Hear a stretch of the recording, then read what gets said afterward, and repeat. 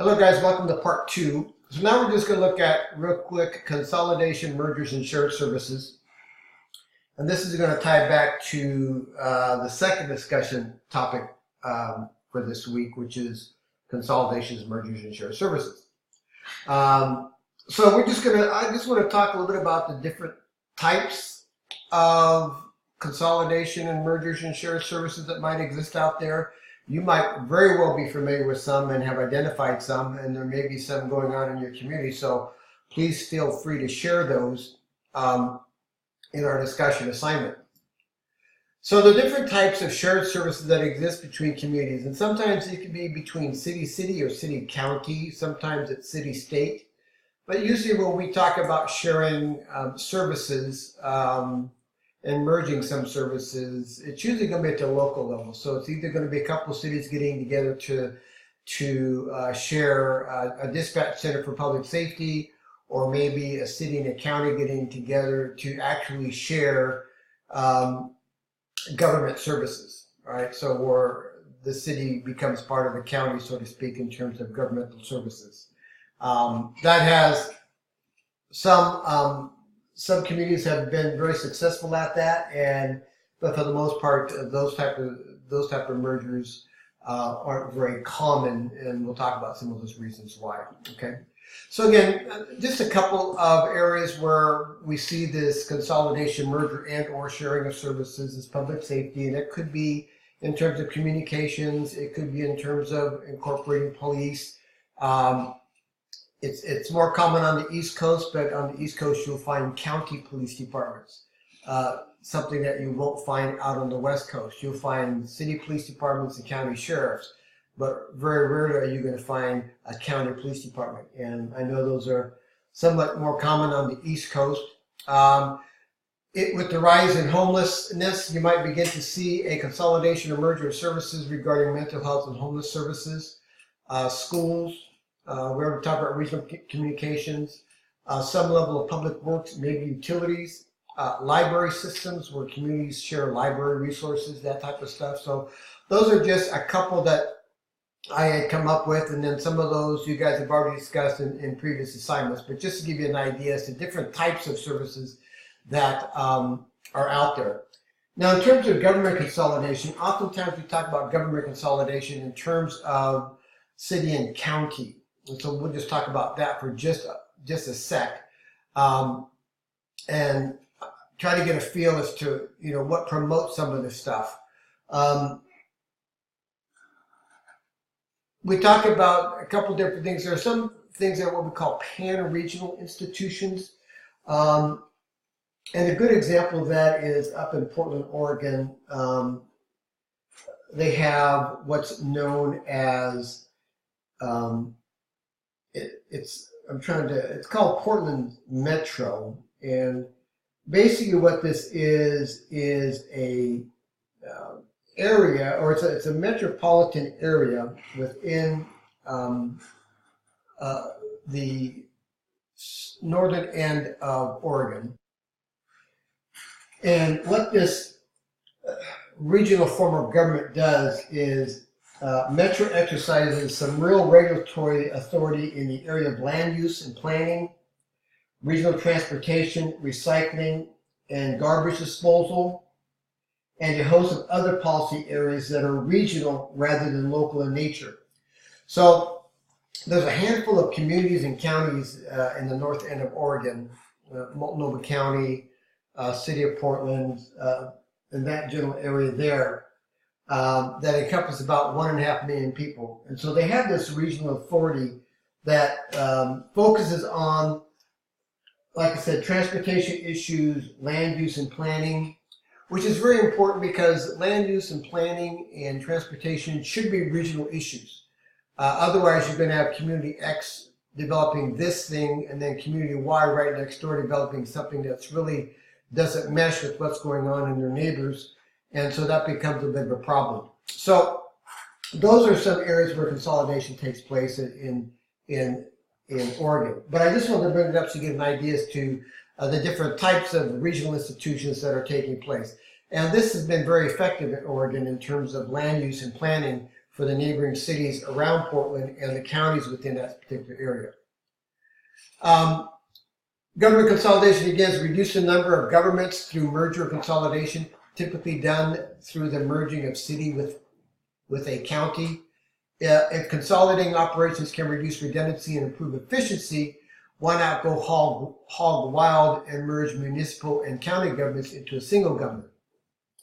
And that's what we're going to be talking about here in just a little bit, but that's where a lot of the issues lie in terms of government consolidation. If it sounds so good on paper, why doesn't everybody do it? And there's a couple of good reasons for that.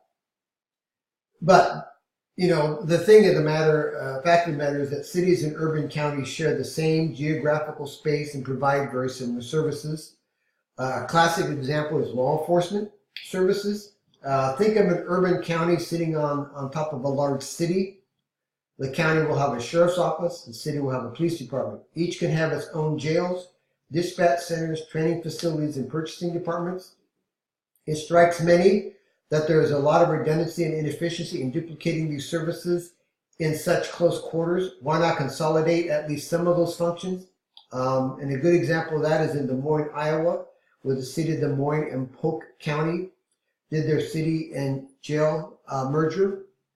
The county and city jails prior to the merger basically sat on opposite sides of the Des Moines River, directly across from each other, and the consolidating facilities and operations just seemed to make sense for them. And so that's another area of consolidation in terms of law enforcement. But understand that consolidating operations isn't necessarily a good fit for all, and cities have tried it, or cities and counties have thought about it, and for whatever reason, it didn't pass political muster, or the public wasn't in favor of the merger. The difference between successful and unsuccessful consolidation, if you're looking at city and county, and you can probably apply this to some of the others that we may be looking at, and it really boils down to a couple of key things. Proposed new government structure and its jurisdiction and responsibilities.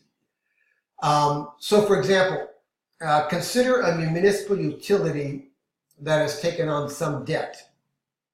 That sounds pretty technical, but it can create a huge barrier to consolidation if, for example, county taxpayers not served by the utility see consolidation as a vehicle to get them off the hook from their debt. So in other words, it's this whole idea of merger. If this utility, this municipal utility, is trying to merge with county utility and or somehow provide services for the county,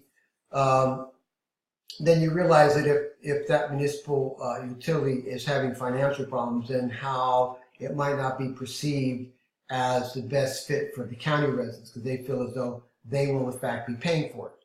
Okay. Number two is the legal context. Basically what I'm talking about here is you have elected officials at both the city and county level that are going to be involved in any type of consolidation or merger, whatever the case is. You're also going to have state legislature elected officials involved, and either can encourage or discourage consolidation in whichever way they lean, and that's going to make a big difference, right? So there's always that political context that you have to take a look at in terms of whether or not some of these mergers or consolidations are going to work. Local government doesn't want to share customers, and they don't want to put themselves out of business. That could be another factor. Being customers, being their citizens. And in theory, they find themselves out of work, right? So these are some other issues that pop up. And I think one of the bigger issues that one has to deal with in any time you're talking about mergers or consolidations or anything like that is you need to look at the political context that's taking place and whether or not political leaders are on board. If they're not on board, then the reality of it is not going to happen no matter how reasonable the merger or consolidation may sound. Concerns for local officials, obviously, if you're going to have consolidation or you're going to merge some services, could be job loss, loss of community identity, maybe taking on additional debt like we talked about in that example of municipal utility. So These are all things that local officials may be concerned about. It's not an entire list, but it is some of the things that they may be considering as they evaluate that, right? And you're also going to have to be concerned about employees, the job loss business. Employees realize that some of them may lose their jobs in any type of consolidation or merger of services. There's always that potential. The whole idea is to reduce costs, become more efficient and effective, but you're also reducing costs. And since 80 to 85% of a local government's budget is personnel costs, you're talking oftentimes people losing their jobs. And that adds its own complication to the mix. Fighting the urge to merge, a consolidation can make a good deal of theoretical sense in terms of reducing duplication of services, increasing inefficiencies, and gaining economies of scale. It also promises to bring some level of coherence to a regional stew of local governments that might share borders but jealously guard their parochial interests. So it does make sense in consolidation, but again, we go back to so many things that can disrupt this whole idea of consolidation. We just talked about some of those. A big reason consolidations have mostly been a non-starter is that voters are simply not fans of trading in their local government for something bigger. And I think one of the first times that I did a short lecture, I told you the fact that, local government is historic in the United States. I mean, everything from the beginning of our country was based on local government, communities that took care of each other. This whole idea of local government is very important in providing those essential services, right? So some people might think that they don't want to get involved in this. Bigger is not always better, that type of thing. Here's an example. Since 2010, for example, only 2 of 18 votes on proposals for consolidation of towns and villages in New York have resulted in approval.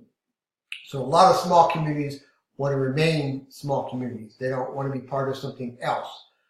Even though, things might be more efficient and effective, they would emerge. And I suspect you'll find this more in small rural areas where you have several small communities huddled together and each having their own separate services. And the idea of consolidation or merging services might well be a very viable way to reduce costs, but is trying to determine whether or not this is what the public wants. And again, as I mentioned earlier, whether or not political leaders also see an advantage to that. Some key takeaways, hopefully, in all of this. Again, I'm not going to talk about all the little nuances associated with this week's discussion topic, but there are a couple of things I think you could walk away with. Generally speaking, fragmented government and sprawl have contributed to segregated housing patterns, service and tax inequities between neighboring communities, and difficulties in addressing issues such as transportation, infrastructure, and environmental concerns.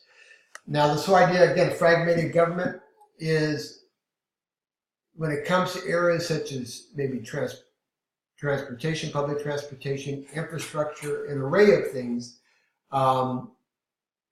Communities are going to keep what's best for them, and the neighboring community may not be as viable, and so that's going to cause some ongoing concerns.